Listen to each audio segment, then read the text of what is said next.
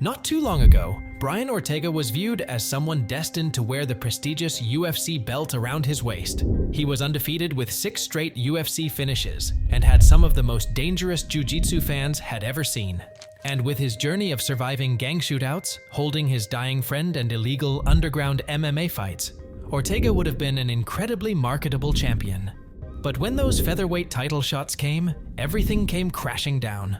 Ortega was left bloody and battered in fights that likely took years off his career.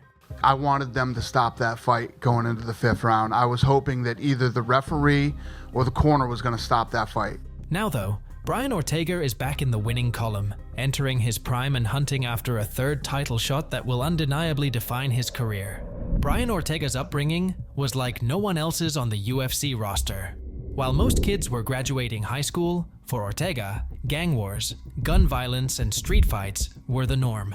And it all started when his father, Martin, immigrated from Mexico to the San Pedro area of Los Angeles at 24 years old, with just a backpack to his name.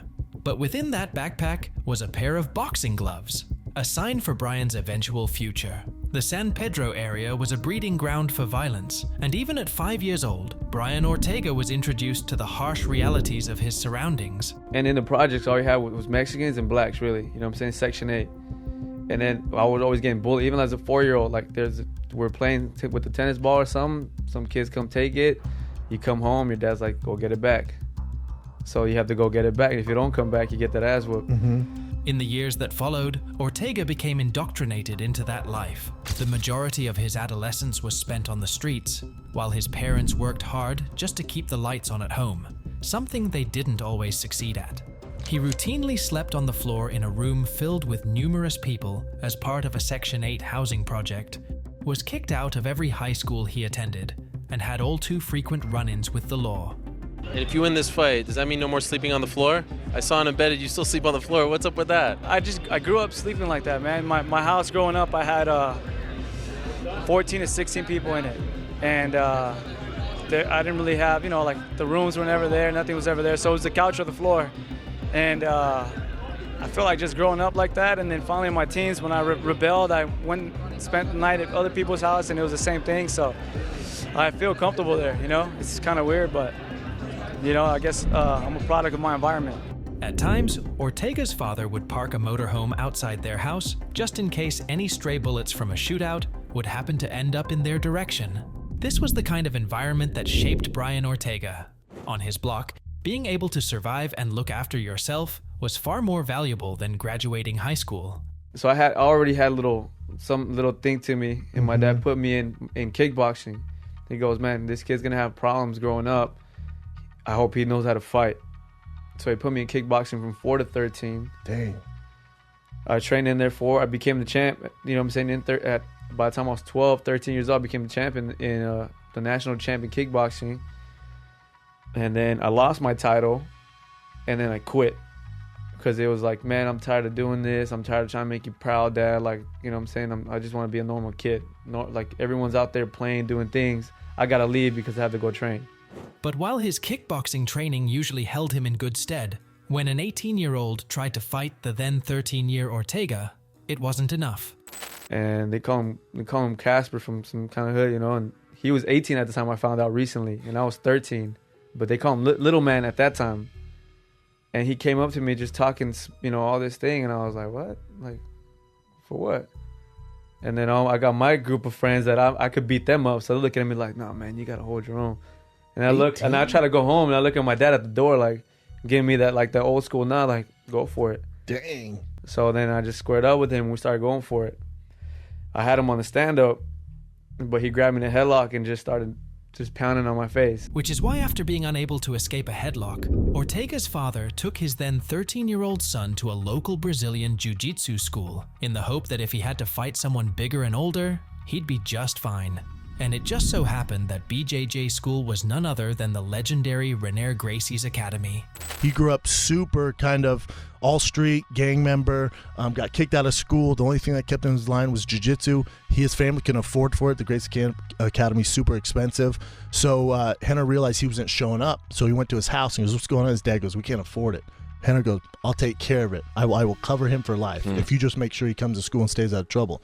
So he keeps going. Now he's a black belt. You start off cleaning the mats.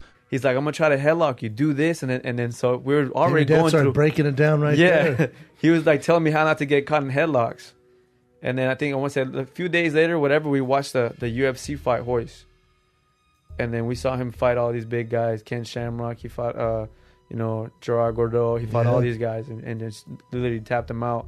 He goes, you need to do what that little guy's doing. And I go, well, we're gonna find something like that, man. I didn't even know what it was. Like, this karate thing, they got the gi on. Yeah. And he said, we say fighting out of Torrance, California. He's in Torrance.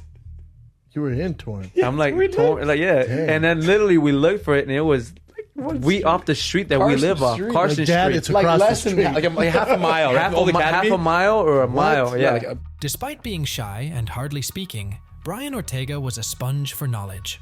Rener knew he had a prodigy on his hands, but keeping him in the gym wasn't easy. And now I feel like if it wasn't for jiu-jitsu, I wouldn't be who I am today. Probably in jail or dead. There were times where he would come to the academy and I wouldn't see him for 2 or 3 months and then tell me that, one of his best friends was shot in a drive-by shooting in his neighborhood. I thought, man, he's either gonna get shot or he's gonna end up in jail. That life on the street was still deep-rooted within him. And while Brian wasn't ever part of a gang per se, he had a huge group of friends that fought back against the intimidation and bullying of those local gangs. But on August 8th, 2008, when Ortega was 17 years old, one gang took the violence to a whole new level. They pulled up to Ortega and his friends, opened fire, and left his friend Daniel bleeding out on the street, while Brian held him during his final breaths.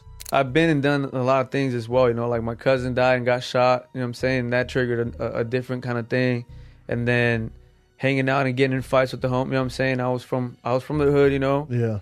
And then the next year, one of my good friends, I consider him one of my best friends, he got shot and died, what I'm saying? I got to see him right there laid out. So all these things happening. That's all due to this gang is all banging? like within 6-7 months of each other and all due to the same thing. Yeah, drive-bys. His other best friend was soon sentenced to 6 years in prison, and it looked like just a matter of time before Ortega followed them one way or the other. But thankfully for Brian, he had a lifeline, one that he kept secret from his friends, jiu-jitsu. He began training more frequently and started competing in illegal, unsanctioned MMA bouts where he made a name for himself as the blue-eyed, unassuming kid who couldn't lose. Rest in peace, man. Joe Tomasi told me about it. Yeah. He goes, man, there's these fights, they're like underground, they wear no gloves, nothing. Like I think they're palm strikes to the face. Damn, son, you fought Fight Club style? Yeah. He was actually, you were my We went up cornerman. north. He was my first cornerman for my first fight That's in the so cage. cool, man. And then till now. That reputation eventually reached the ears of local boxing coach James Luhrsen, who one day approached Ortega, telling his friends they're a bad influence, and to come to his boxing gym the next day. James and I ran into each other at the beach, and I never had someone come up to me and try to scold me who I didn't know. And it was just something different, because I was hanging out with some guys probably shouldn't have been hanging out with. So I was hanging out with some guys, and one of these guys was like on the run for some dumb things, and James seen me eating with these guys because I already knew he was gonna go away for a while. Yeah. So we're like, let's eat our burritos and everything, and let's enjoy like the beach real quick. And then James comes up to me and he's like, hey you, like I heard about you. He goes, what are you doing hanging out with these guys? Right off the bat, and you're just like, wait a minute. Yeah. Who is this guy? Why are you talking to me like that? Ortega went, and it was a life-changing decision.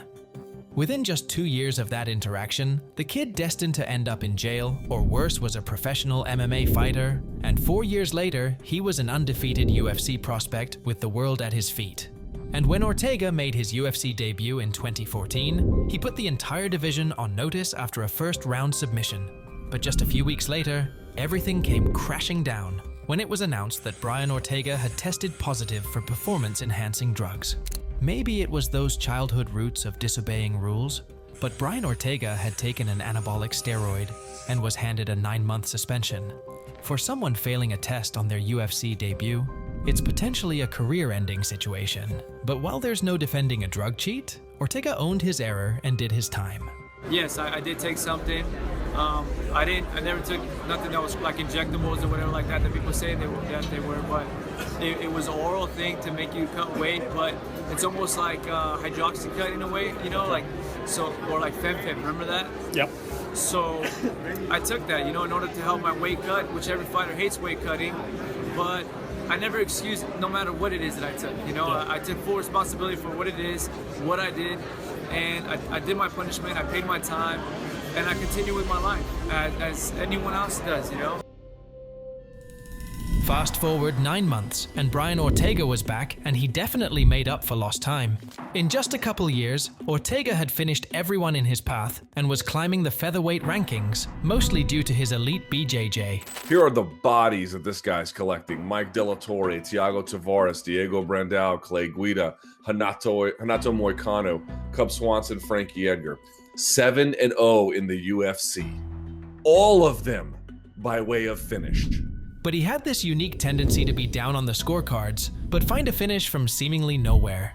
And while most people viewed Ortega as just a jiu-jitsu fighter, that instantly changed when he became the first person to ever finish Frankie Edgar, and he did it with his hands. Yeah, the guy's so incredible and well-rounded. You know, you think when he goes in and fights Frankie Edgar, you'd bet anything that he's going to sub him if he's going to win. And then he goes in and knocks him out in the first round. You know, this kid is super talented, has an incredible personality. It set him up for a title shot against Max Holloway. And despite the fact the Hawaiian had won 12 straight fights, Ortega was the betting favorite in some places. With his ground game, toughness, and ability to finish the fight no matter what round, the MMA community were torn. Ortega, probably I'm his biggest fan. I love him. I think he's one of the best fighters in the world. Holloway, very confident, have a good, you know, he's the champion.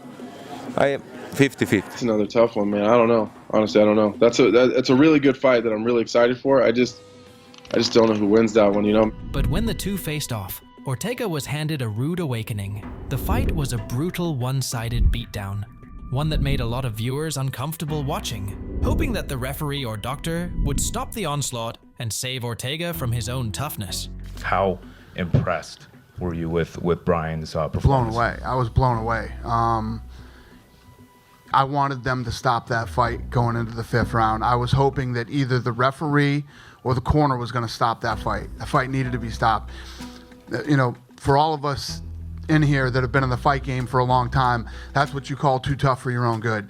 And I believe he could have done the 5th round. I believe he would have done the 5th round, but it should have never happened. That 5th round should have never happened, and I'm glad that it didn't. He's a young, talented guy, and I think going into that 5th round would have been very bad for him, health-wise. It was a disastrous night, and one where Ortega undoubtedly left a piece of himself in the octagon.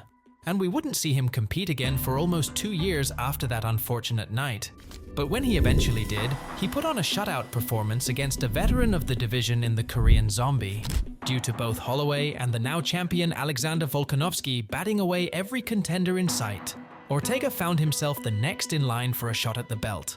And even though Volkanovski was considered perhaps the greatest featherweight of all time, T-City is always a few seconds away from locking up submission and getting his hand raised. But at the end of the fight, it must have felt like déjà vu, because Ortega was left bloody and on the losing side yet again. And what made this defeat even more agonizing is that on 2 occasions it seemed like Ortega had submission attempts perfectly locked up with flawless technique, but somehow the champion survived. You know, you got yourself in a little bit of trouble at one point, right? The guillotine choke. I mean, can you talk about just how tight? Because it looked incredibly tight. It was deep. Yeah. It was deep. It was. Oh, fuck! I'm about to lose the belt deep. You know what I mean? Like it was. But again, like the type of human being I am, you know, we talk about me, you know, going through adversity and always being prepared and busting my ass and never give up attitude and all that shit. That's just exactly what you're seeing. I was deep. That was as deep as it can get. No shit. As deep as it can get. I remember I was making fucking weird noises. I remember I was sitting, I was like going, I don't know what noise I made, but I remember he even said I was gurgling, but that was like a weird, oh fuck, like, you know what I mean? Like I'm about to lose this belt, like you're kidding. And then I like obviously kept fighting and just opened a little bit of space. I'm like, all right, I'm good. I'd be lying to you if I didn't, for the last couple months, and every fan reminding you like, yo, you almost became a champ. I was like, thanks, you fucking, you know, like, You don't think I sit there and I think about it? Trust me, I know. I gotta live with my fucking self. Perhaps no one in the history of the UFC had come so close to winning a UFC title. It was a defeat that could haunt your career. After all, we've seen guys like Dominic Reyes come extremely close to reaching UFC gold, only to never hit those heights ever again. And in Brian Ortega's next fight, through no fault of his own, things got worse as just a few minutes into the fight, his shoulder dislocated. I'm gonna go MRI this as soon as I can, do what I have to do. I pray to God that I don't have to get surgery. I already had 2 shoulder surgeries as it is, so I'm praying that I don't have to go under that knife again, because it sucks when you have to get surgery, you know? The winner would have been set up for an interim title shot, while Volkanovski challenged himself at lightweight. But instead, Ortega was left sidelined for 18 months and in the surgery room. In the past, he'd struggled mentally throughout surgeries. This time though, he vowed to maintain his focus, and when he returned, he got his rematch against Yair Rodriguez. But Ortega sent fear through the hearts of MMA fans as he appeared to roll his ankle in the octagon before the fight had even started. Thankfully, it was just a scare, as Ortega battled through the adversity to secure a signature third-round submission and pick up perhaps his greatest victory to date. Now, at 33 years old, Brian Ortega may well be entering the prime of his athletic career. His mental game seems stronger than ever. Physically, he's in great shape, and no one has ever questioned Ortega's skill set. He's ready to go earn a 3rd title shot, and if successful in doing so, it'll undoubtedly define his career forever. Unlike Ortega, who has been a fan favorite from the beginning of his UFC career, another fighter on the UFC 306 card had to work hard to win over MMA fans. So check out my deep dive on how Merab transformed from being labeled a boring wrestler by pretty much everyone to turning a part of the fan base to his side.